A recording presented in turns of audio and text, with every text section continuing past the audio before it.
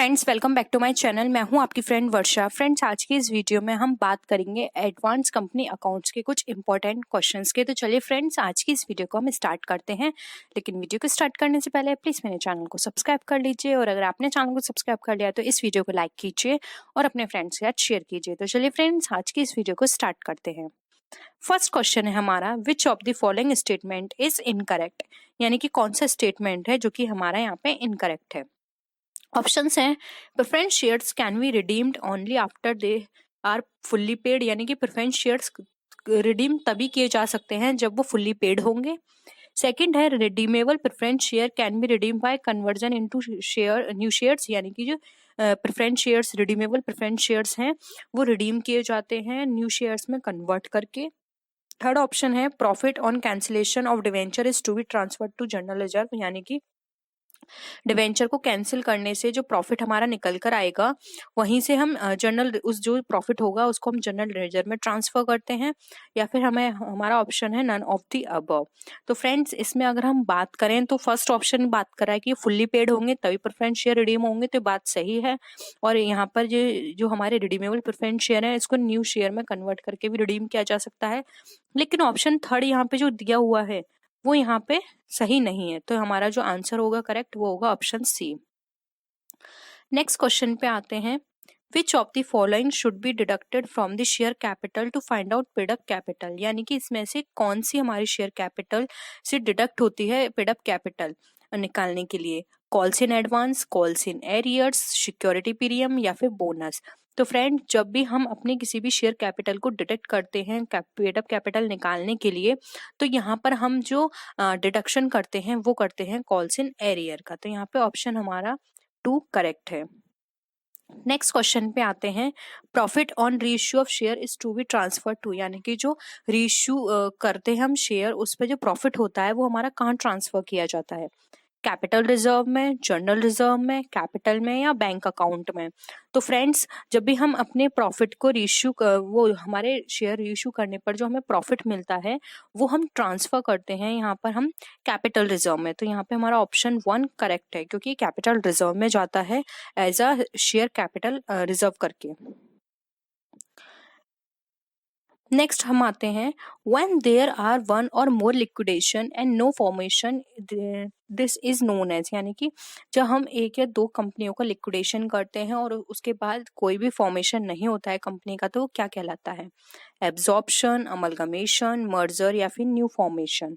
तो friends, amalgamation में क्या होता है, दो से कंपनियां मिल जाती हैं और वो न्यू फॉर्म करती हैं। मर्जर में दो कंपनियां मर्ज हो जाती हैं जिसमें एक की एंटिटी बनी रहती है। तो यहाँ पर क्या होता है, ये ना हमारा ऑप्शन ये सही है ना ये सही है, और न्यू फॉर्मेशन की तो यहाँ कोई बात ही नहीं है। तो ऑप्शन यहाँ पे एक हमारा सही होगा, उसको हम एब्जॉर्प्शन कहते हैं, जब दो या दो से अधिक कंपनियां लिक्विडेट हो जाती हैं और कोई भी कंपनी न्यू फॉर्म नहीं होती है, मतलब कंपनी ही फॉर्म नहीं होती है, तो उसको हम बोलते हैं एब्जॉर्प्शन।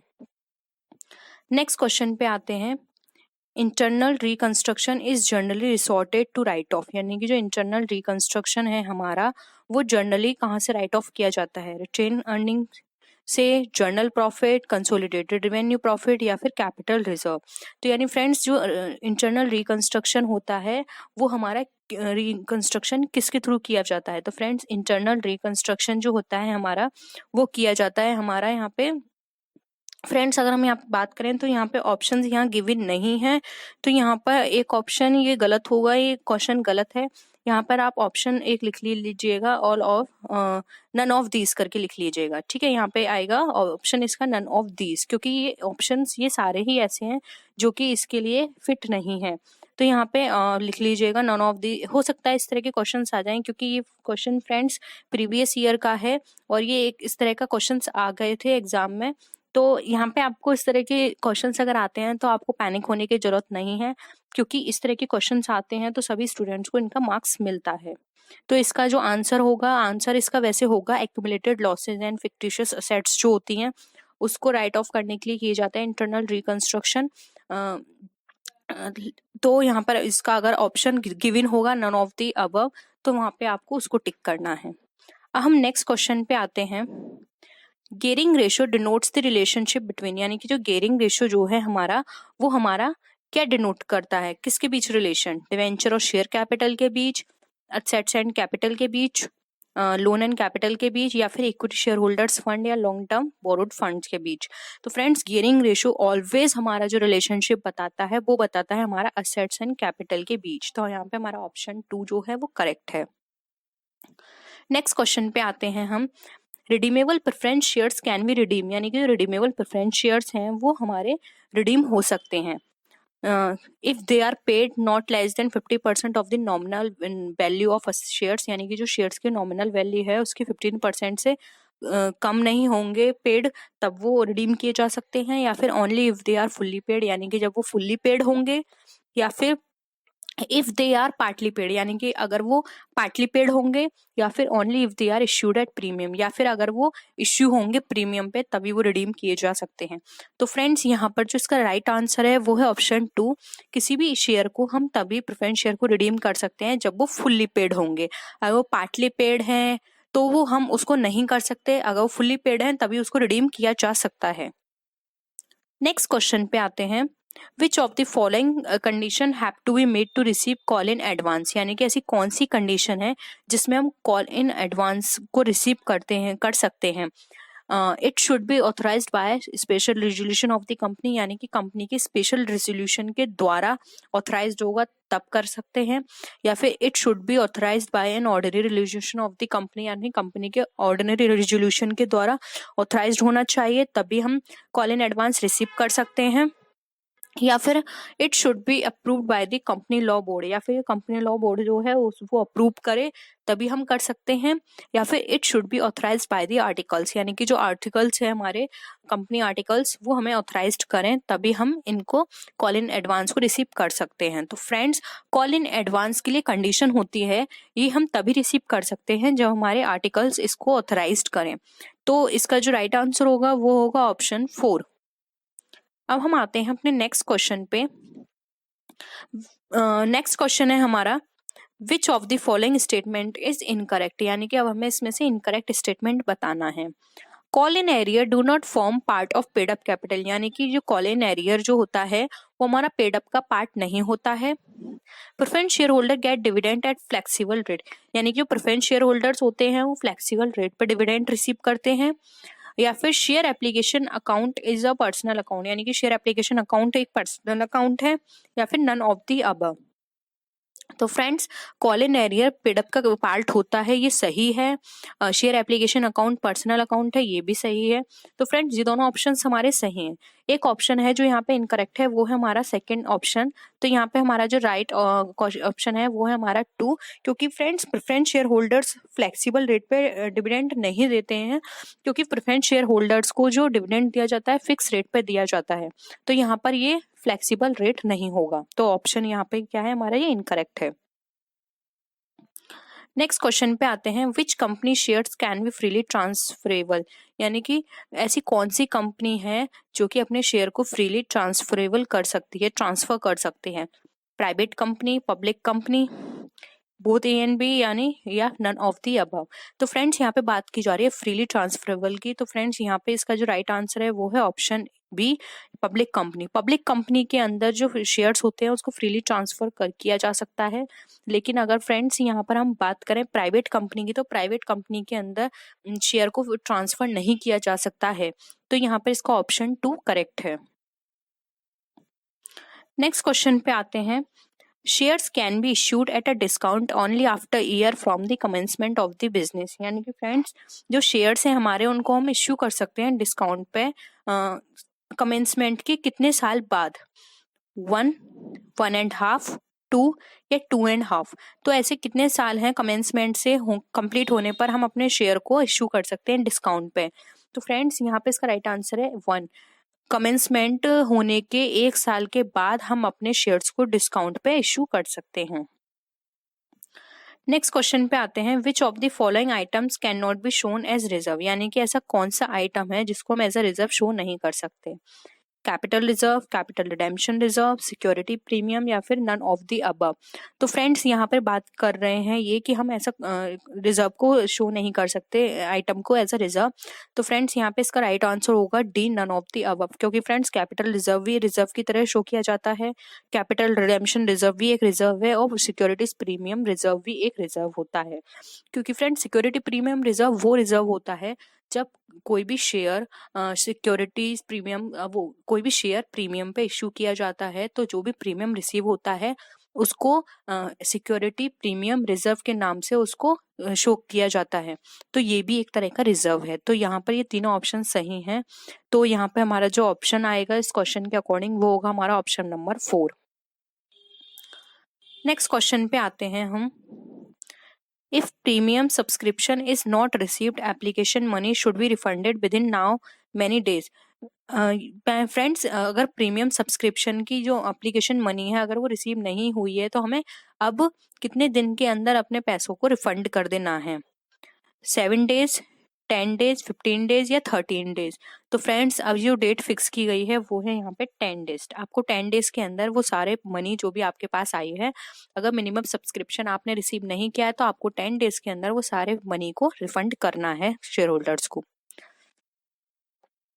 नेक्स्ट है when shares are forfeited the share capital account is debited with dash and the share forfeited account is credited with dash. यानी कि फ्रेंड्स जब शेयर को फॉरफिटेड किया जाता है तो शेयर कैपिटल अकाउंट डेबिट की जाती है, किस अकाउंट के साथ वो आपको यहाँ फिल करना है और किस अकाउंट के साथ वो क्रेडिट की जाती है वो आपको यहाँ फिल करना है। तो ऑप्शंस हैं calls in arrears of share forfeited amount यहाँ पर आएगा, या फिर amount received on shares forfeited. Second है called up capital of share forfeited या फिर amount received on share forfeited. Third option है called up capital of shares forfeited या फिर calls in arrear of share forfeited. Third option है paid up capital of share forfeited या फिर called up capital of share forfeited. तो ये इनके options हैं। तो फ्रेंड्स अगर हम इन ऑप्शंस के अकॉर्डिंग बात करें तो यहाँ पे जो हमारा राइट ऑप्शन होगा वो होगा ऑप्शन 2, क्योंकि फ्रेंड्स यहाँ पे जब हम शेयर कैपिटल को डेबिट करेंगे तो वो हम कैपिटल करेंगे कॉल्ड अप कैपिटल से, यानी कि वो शेयर जो भी हमने फॉरफिचर किए हैं उस पर हमने कितनी कॉल्ड अप कैपिटल यानी कितनी कैपिटल हमने मांग ली है वो अमाउंट यहाँ आएगा और क्रेडिट करेंगे उस पर हमारे कितना अमाउंट हमने रिसीव कर लिया है वो अमाउंट यहाँ आएगा। तो यहाँ पे ऑप्शन हमारा 2 जो है वो यहाँ पे करेक्ट है। नेक्स्ट क्वेश्चन पे आते हैं। Which of the following item is not taken in profit and loss appropriation account. यानी कि ऐसा कौन सा आइटम है जो कि profit and loss appropriation account में नहीं लिखा जाता है? Transfer to dividend equalisation reserve, transfer to general reserve, provision for taxation या फिर propose dividend.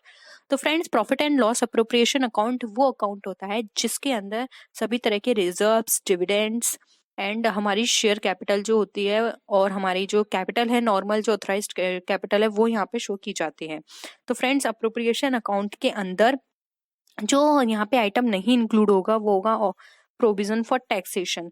Provision for taxation appropriation account में नहीं आता है। तो फ्रेंड्स यहाँ पे हमारा ऑप्शन 3 जो है करेक्ट है। नेक्स्ट क्वेश्चन पे आते हैं। What is the excess of net assets over consideration paid is called। यानी कि फ्रेंड्स नेट असेट्स एक्सेस में है ओवर कंसिडरेशन पेड, यानी कि जो कंसिडरेशन हमने पेड किया है तो उसको क्या बोलते हैं, क्या टर्म वहां हम यूज करते हैं? ऑप्शन है हमारे capital reserve, reserve capital, security premium या फिर गुडविल। तो फ्रेंड्स जब भी हमारी नेट असेट्स की जो अमाउंट है वो एक्सेस में है कंसिडरेशन पेड करने से, तो फ्रेंड्स यहाँ पर जो अमाउंट यहाँ पे टर्म यूज किया जाएगा वो यूज किया जाएगा कैपिटल रिजर्व।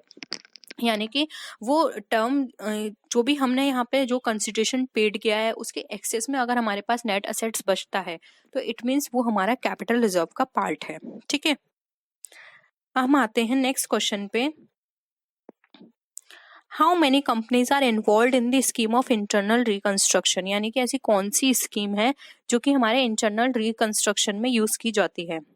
कितनी कंपनीज हैं? 1, 2, 3 अनलिमिटेड।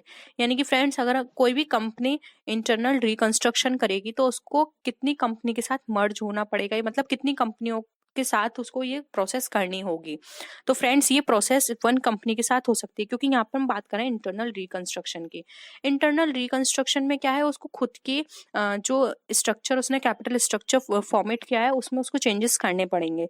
तो यहाँ पे उसको किसी अदर कंपनी की जरूरत नहीं है, वो अपने आप में ही अपने अकाउंट्स को, अपने असेट्स लायबिलिटीज को मैनेज कर सकती है। नेक्स्ट क्वेश्चन आता है, no company can buy its equity share if, यानी कोई भी कंपनी बाय बैक नहीं कर सकती है अपने इक्विटी शेयर यदि पार्टली कॉल्ड अप शेयर हो, पार्टली पेड अप शेयर हो, डिफॉल्टिंग कंपनी हो, या फिर ऑल ऑफ दीज। तो फ्रेंड्स यहाँ पर अगर कोई भी कंपनी बाय बैक नहीं करेगी अपने शेयर यदि वो पार्टली पेड होंगे, पार्टली पेड कॉल्ड शेयर होंगे और पार्टली पेड शेयर होंगे, डिफॉल्टिंग कंपनी होगी। तो यहाँ पे आंसर आ जाएगा ऑल ऑफ दीज। अगर ये सारे सिचुएशन होंगी तो कोई भी कंपनी बाय बैक नहीं कर सकती अपने शेयर को, उसको फुल्ली पेड अप होना पड़ेगा। ठीक है,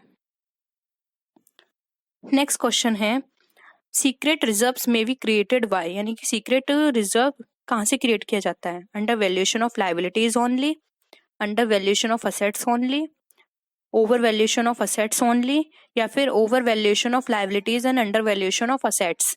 तो फ्रेंड्स यहाँ पर इसका अगर हम आंसर की बात करें तो फ्रेंड्स इसका जो राइट आंसर है डी ऑप्शन, क्योंकि कोई भी कंपनी सीक्रेट रिजर्व तभी प्रिपेयर कर सकती है जब उसका ओवर वैल्यूएशन होगा लायबिलिटीज का और अंडर वैल्यूएशन होगा असेट्स का। ठीक है, हम नेक्स्ट क्वेश्चन पे आते हैं, a company can buy back, एक कंपनी बाय बैक कर सकती है partly paid up share, fully paid up share, partly paid up share, या फिर नन ऑफ दीज। फ्रेंड्स अभी हमने ये डिस्कस भी किया था, कोई भी कंपनी बाय बैक तभी कर सकती है जब वो फुल्ली पेड शेयर होगा।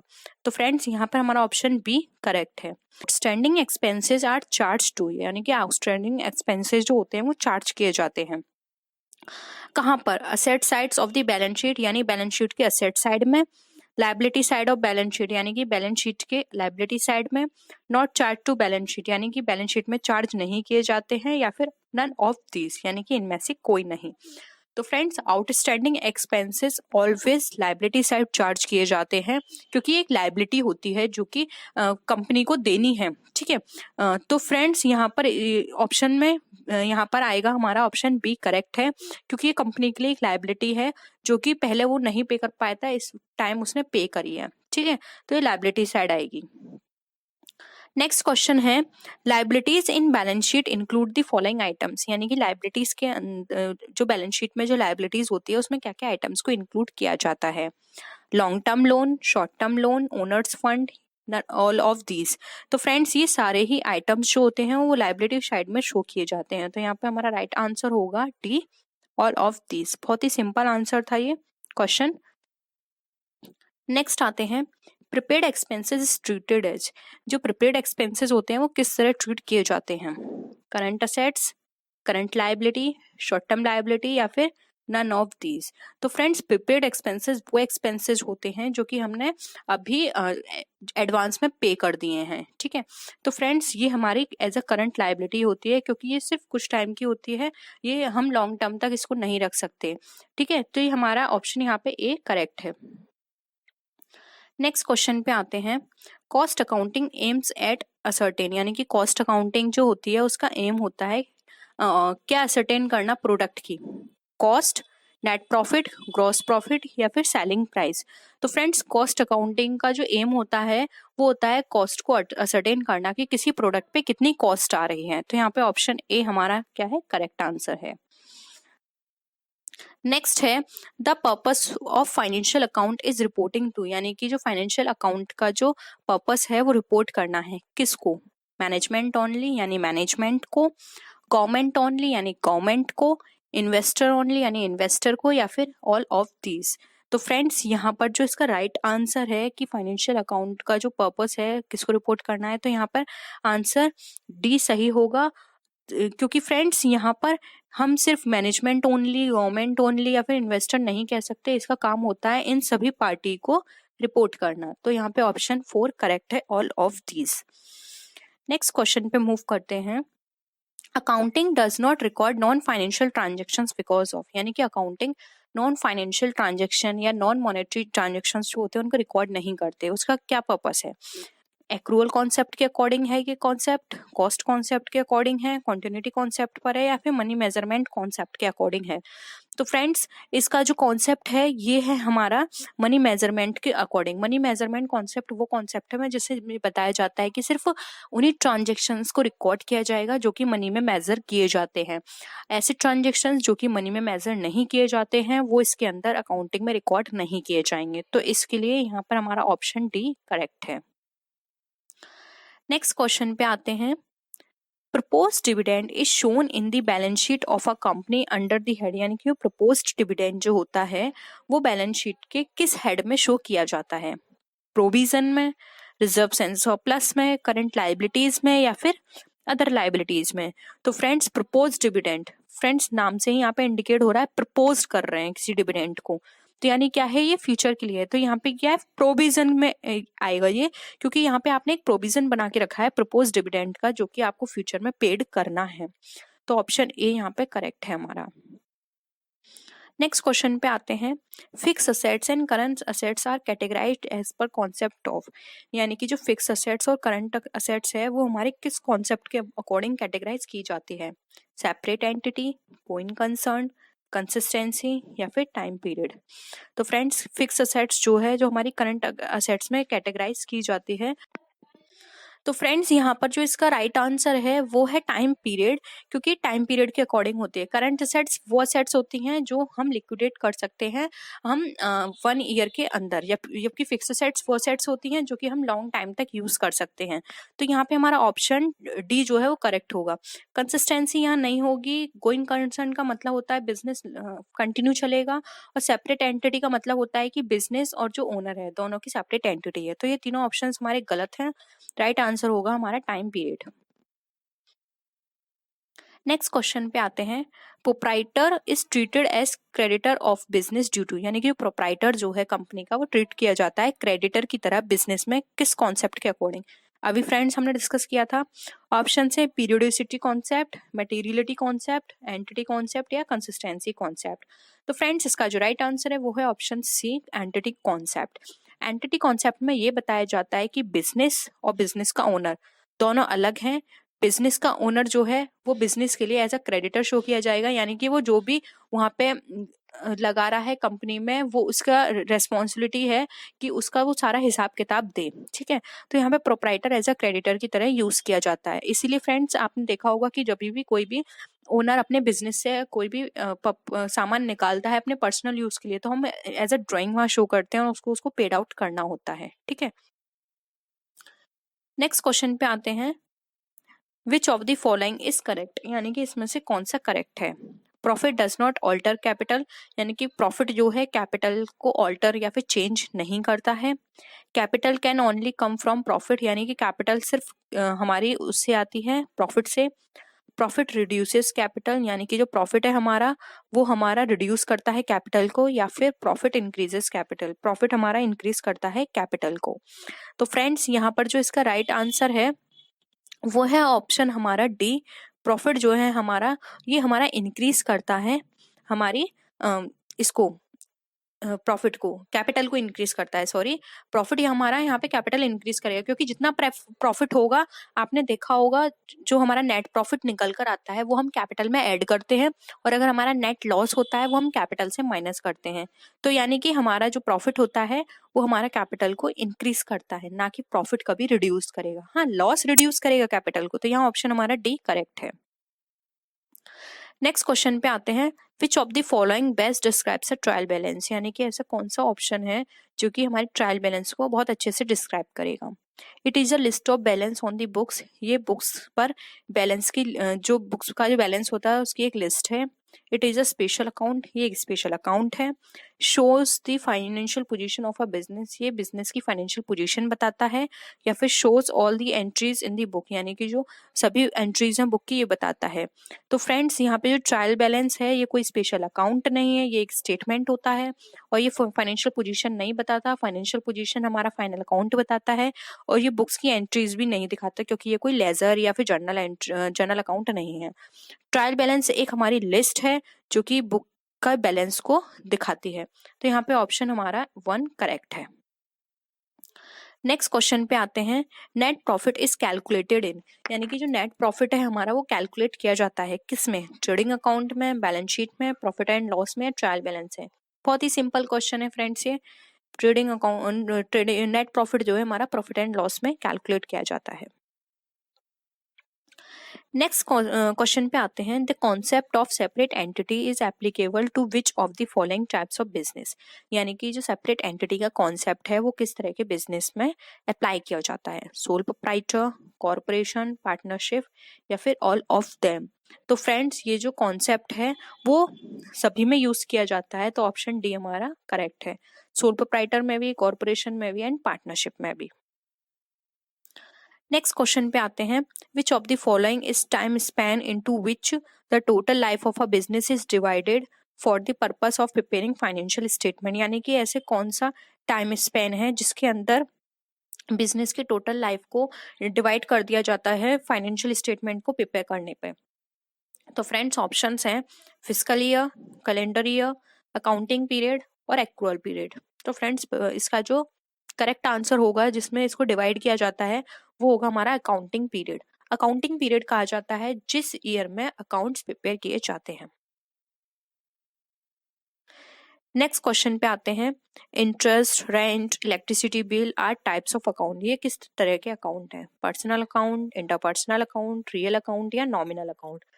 तो फ्रेंड्स ये सारी चीजें जो हम बात कर रहे हैं इंटरेस्ट, रेंट, इलेक्ट्रिसिटी बिल की, ये सभी हमारे नॉमिनल अकाउंट हैं।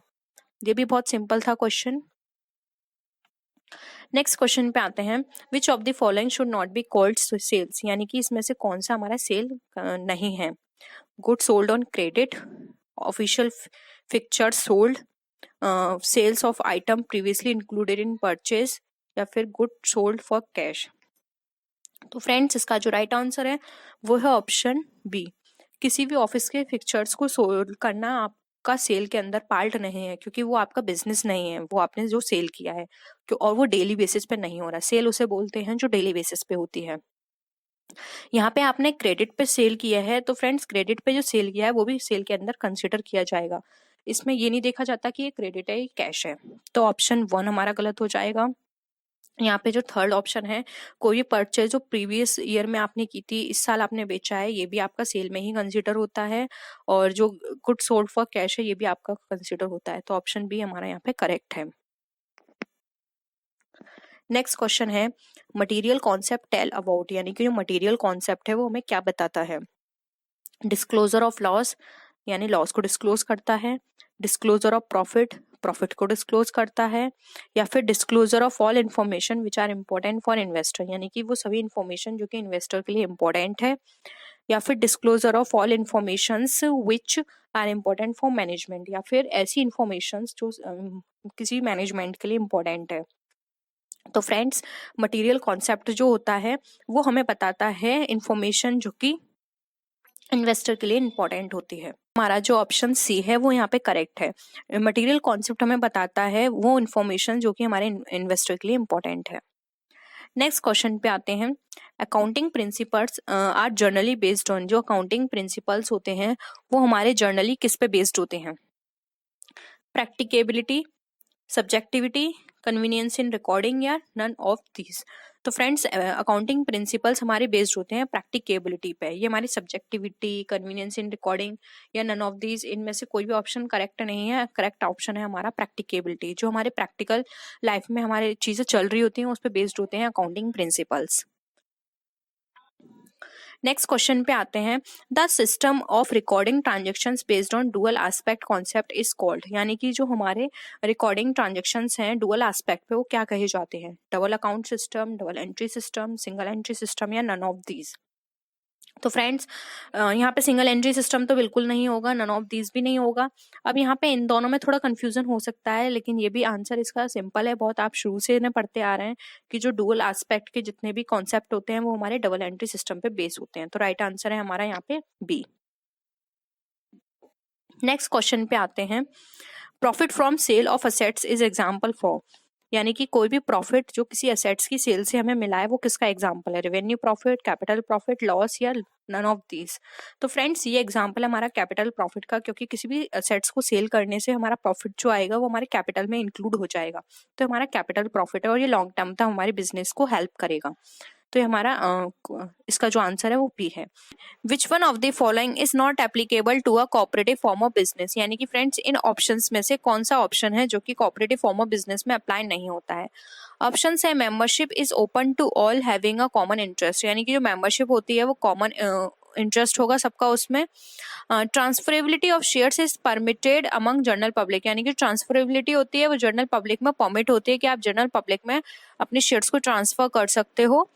थर्ड है policy decisions are taken by the member in a general meeting, यानी कि जो पॉलिसी डिसीजंस है वो जनरल मीटिंग में मेंबर के द्वारा लिए जाएंगे। फोर्थ ऑप्शन है major portion of profit is distributed to members by way of dividend, यानी कि जो मेजर पोर्शन होगा किसी प्रॉफिट का वो सारे मेंबर्स में से 2 मेंबर्स को डिविडेंड के वे में दिए जाएंगे। तो फ्रेंड्स यहाँ पर अगर हम बात करें कि जो कोऑपरेटिव सोसाइटी है वहां पर कौन सा यहाँ पर एप्लीकेबल होता है, तो फ्रेंड्स यहाँ पर जो अगर हम बात करें कि कौन सा यहाँ पे एप्लीकेबल नहीं होगा, सॉरी यहाँ पे फ्रेंड्स नॉट दे रखा है, तो कौन सा एप्लीकेबल नहीं होगा, तो ये है ऑप्शन डी कि यहाँ पर फ्रेंड्स ये भी सही है कि कॉमन इंटरेस्ट होता है और अगर वो कंपनी कोऑपरेटिव फॉर्म चाहे तो वो ट्रांसफर करा सकती है अपने शेयर्स को और वो जनरल मीटिंग में भी पॉलिसी डिसीजन ले सकती है। लेकिन फ्रेंड्स कि सिर्फ 2 मेंबर को यहाँ पे डिविडेंड मिलेगा, डिविडेंड के फॉर्म में प्रॉफिट डिस्ट्रीब्यूट किया जाएगा, ये कोऑपरेटिव फॉर्म में नहीं होता है और ना ही एप्लीकेबल किया जाता है। नेक्स्ट है buyback of equity shares in any financial year shall not exceed, यानी कि जो बायबैक इक्विटी शेयर्स होते हैं वो फाइनेंशियल ईयर में किससे ज्यादा नहीं हो सकते। 5% इट्स टोटल कैपिटल, यानी कि टोटल कैपिटल होगी उसकी 5% से ज्यादा। 25% ऑफ नॉमिनल शेयर वैल्यू, यानी 25% नॉमिनल शेयर कैपिटल से।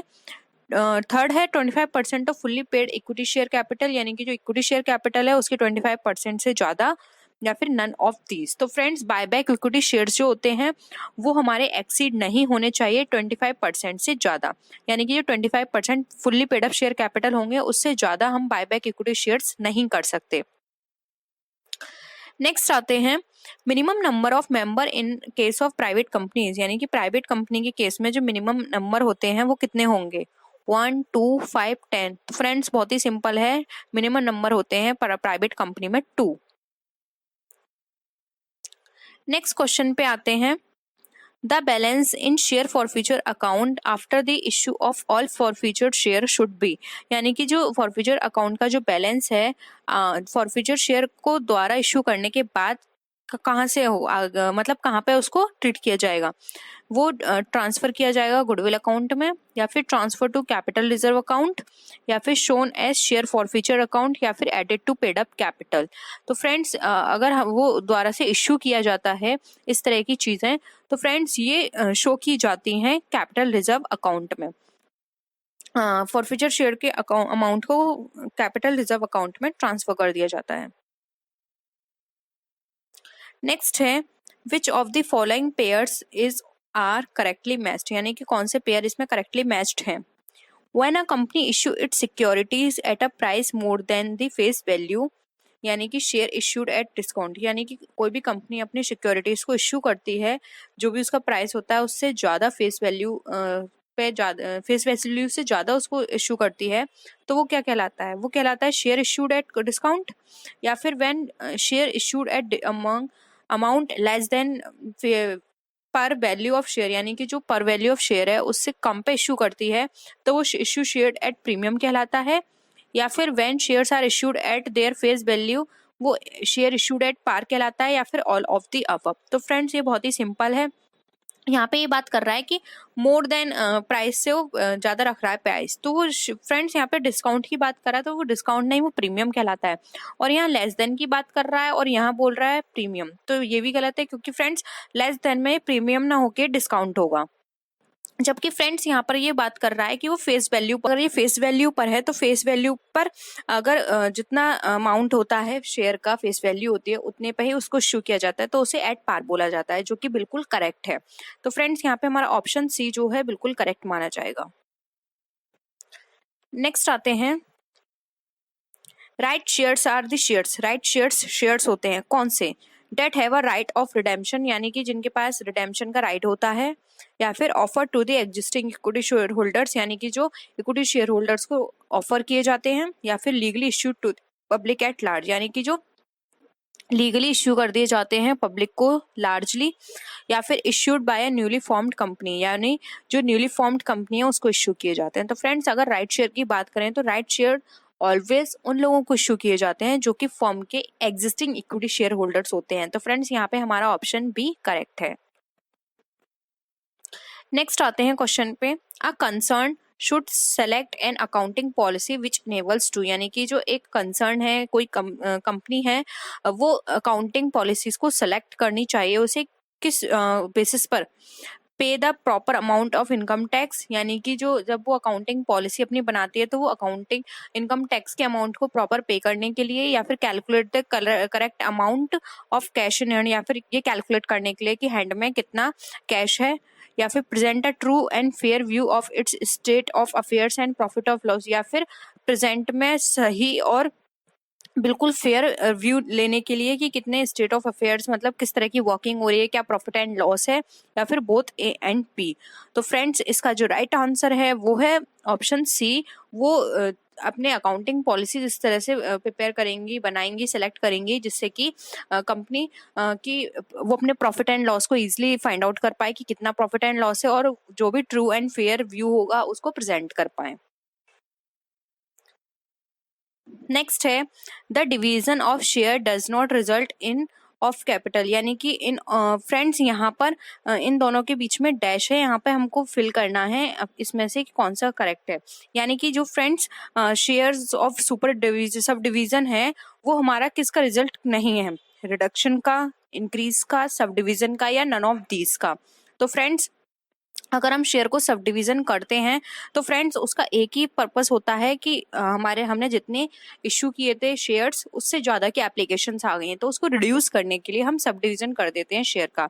तो इसका राइट आंसर है ए, रिडक्शन। नेक्स्ट क्वेश्चन पे आते हैं, व्हेन टू और more companies liquidate to form a new company it is called यानी कि फ्रेंड्स जब दो या दो से अधिक कंपनी लिक्विडेट होती हैं किसी नई कंपनी को फॉर्म करने के लिए तो क्या कहलाती हैं, अमलगमेशन, एब्जॉर्प्शन, रिकंस्ट्रक्शन, या फिर परचेज ऑफ बिजनेस। तो फ्रेंड्स कभी भी कोई भी कंपनी लिक्विडेट होती है और एक नई कंपनी फॉर्म होती है तो उसको हम बोलते हैं अमलगमेशन, जबकि एब्जॉर्प्शन में लिक्विडेट तो हो जाती है लेकिन कोई भी कंपनी फॉर्म नहीं होती है। रिकंस्ट्रक्शन में फ्रेंड्स रिकंस्ट्रक्शन दो तरह से हो सकता है, इंटरनल एंड एक्सटर्नल, वो अलग पर्पस है उसको करने का। परचेज ऑफ बिजनेस में होता है कि एक फाइनेंशियली साउंड कंपनी किसी और कंपनी को परचेज कर रही है, यहाँ पे परचेज किया जाता है। तो यहाँ पे जो ऑप्शंस होगा हमारा करेक्ट वो होगा अमलगमेशन।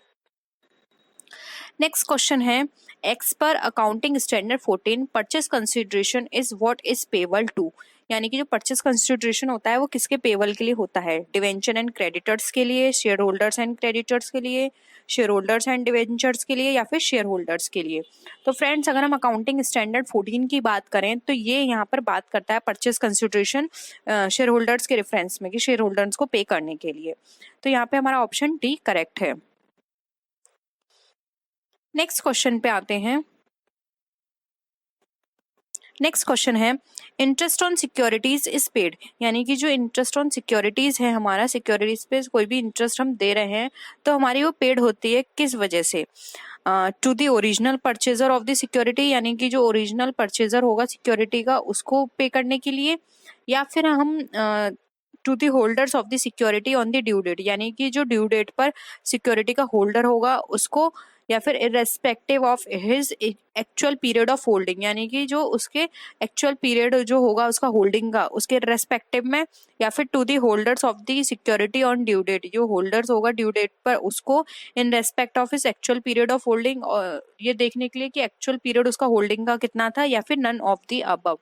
तो फ्रेंड्स अगर किसी भी सिक्योरिटीज पे इंटरेस्ट पेड किया जाता है तो ये देखा जाता है कि जो भी सिक्योरिटीज का होल्डर है ड्यू डेट पर क्या ड्यू डेट थी, और ये देखा जाता है कि उसका जो रेस्पेक्टिव है, ठीक है, यानी कि जो भी होल्डिंग का जो टाइम पीरियड है एक्चुअल पीरियड उसको ध्यान में रखते हुए यहाँ पर उसको इंटरेस्ट को पे किया जाता है। नेक्स्ट क्वेश्चन आता है capital redemption reserve is credited, यानी कि जो कैपिटल रिडेम्पशन रिजर्व होती है वो क्रेडिटेड होती है voluntarily, legal requirement, both A and B, या फिर नन ऑफ द अबव। यानी कि जो कैपिटल रिडेम्पशन रिजर्व का जो है हमारा वो कैसे किस तरह से क्रेडिटेड किया जाता है। तो फ्रेंड्स इसका जो राइट आंसर है वो है option B, legal requirement. Legal requirement होती है तभी इस तरह की कैपिटल रिडेम्पशन रिजर्व जो होता है हमारा क्रेडिट किया जाता है।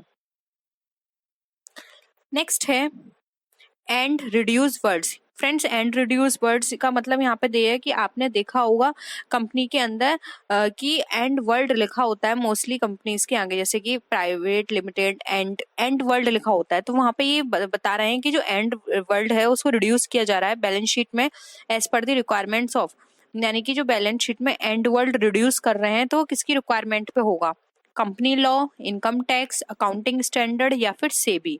तो फ्रेंड्स अगर इस तरह से एंड वर्ड को यहाँ से हटाया जाता है तो ये हटाया जाता है कंपनी लॉ के अकॉर्डिंग। ठीक है, तो इसका जो राइट आंसर है वो है ऑप्शन वो ए, जो कि है company law.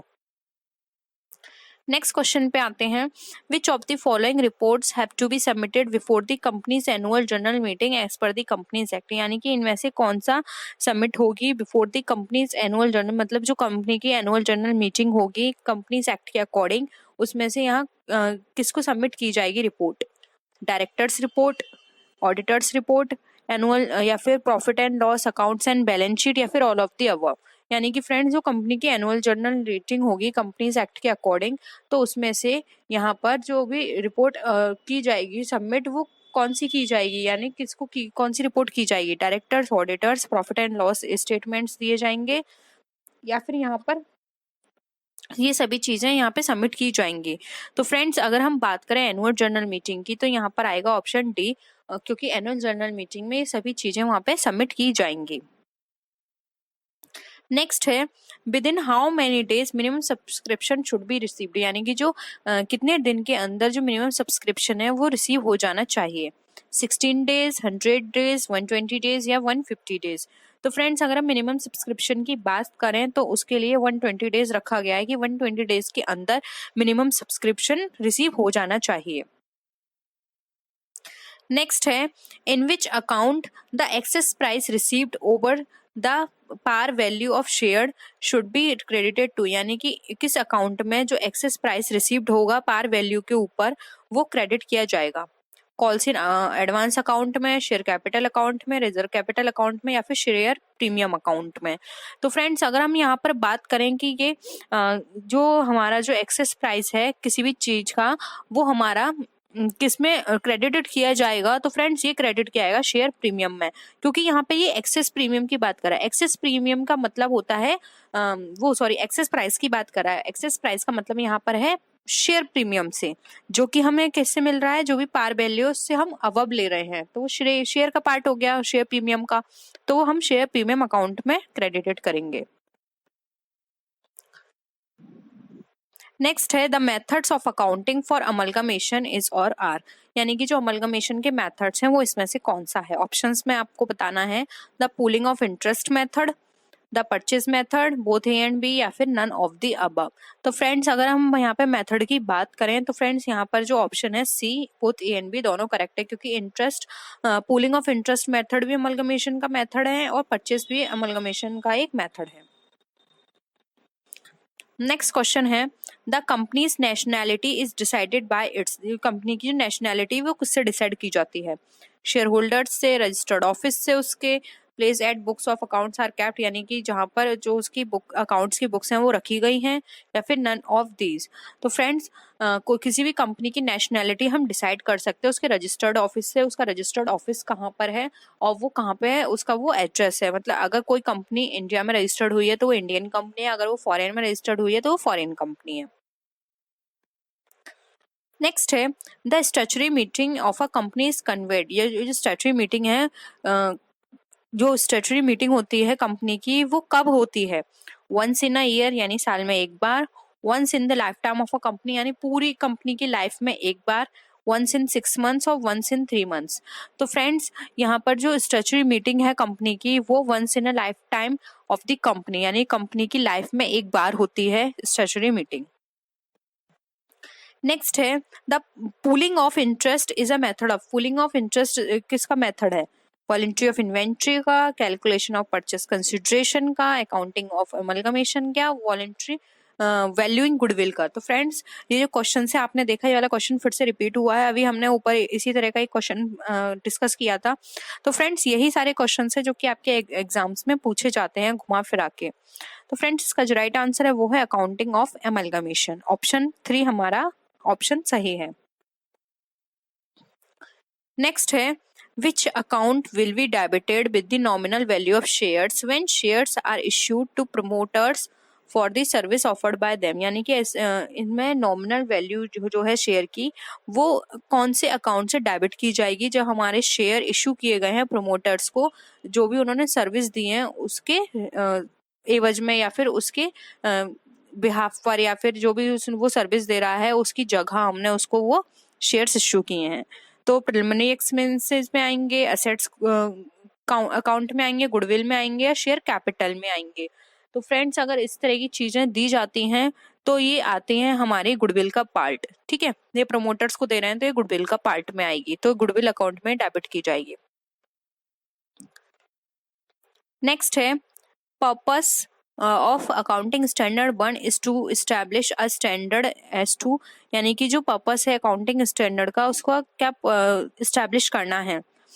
The desirable accounting policies, या फिर द फंडामेंटल अकाउंटिंग अजम्पशंस, या फिर डिस्क्लोजर ऑफ अकाउंटिंग पॉलिसी, या प्रिपरेशन ऑफ फाइनल अकाउंट्स। तो फ्रेंड्स अगर हम बात करें अकाउंटिंग स्टैंडर्ड 1 की तो वो बात करता है डिस्क्लोजर ऑफ अकाउंटिंग पॉलिसीज के बारे में, तो यहाँ पे ऑप्शन 3 हमारा करेक्ट है। नेक्स्ट क्वेश्चन है आज की इस वीडियो का, विच of the following statement is correct, यानी कि इसमें से हमें बताना है करेक्ट ऑप्शन कौन सा है। Right share are first offer to employees, यानी कि जो राइट शेयर्स हैं वो एम्प्लॉयज को पहले दिए जाते हैं। Right shares are offered in lieu of dividend, यानी राइट शेयर्स डिविडेंड की जगह दिए जाते हैं। Right shares are offered to the existing shareholder in proportion to the equity share holders held by them, यानी कि right shares equity share holders को दिए जाते हैं, जितना भी उन्होंने equity share existing share holders को दिए जाते हैं जितने प्रोपोर्शन में उन्हें इक्विटी शेयर होल्डर्स लिए हैं उस प्रोपोर्शन में। या फिर right shares are do shares which are offered to the promoters, यानी कि राइट शेयर्स या फिर वो शेयर्स हैं जो कि प्रमोटर्स को दिए जाते हैं। तो फ्रेंड्स ये क्वेश्चन भी अभी हमने डिस्कस किया था। तो फ्रेंड्स इसमें जो राइट स्टेटमेंट है वो है हमारा ऑप्शन 3, राइट शेयर्स सिर्फ ये एग्जिस्टिंग शेयर होल्डर्स को दिए जाते हैं और ये इक्विटी शेयर होल्डर्स उन्होंने जितने प्रोपोर्शन में लिए हैं ये उस प्रोपोर्शन में दिए जाते हैं। तो आई होप आपको आज के क्वेश्चंस पसंद आए होंगे। वीडियो पसंद आए तो वीडियो को लाइक कीजिए, अपने फ्रेंड्स के साथ शेयर कीजिए, और किसी भी तरह की कोई भी डाउट हो या फिर आपको कोई प्रॉब्लम हो तो आप नीचे कमेंट सेक्शन में लिख सकते हैं। आप मेरे फेसबुक पेज और इंस्टा आईडी से भी कनेक्ट हो सकते हैं। तो फ्रेंड्स नेक्स्ट वीडियो में हम फिर मिलते हैं और भी अच्छी वीडियोस के साथ, तब तक के लिए बाय बाय।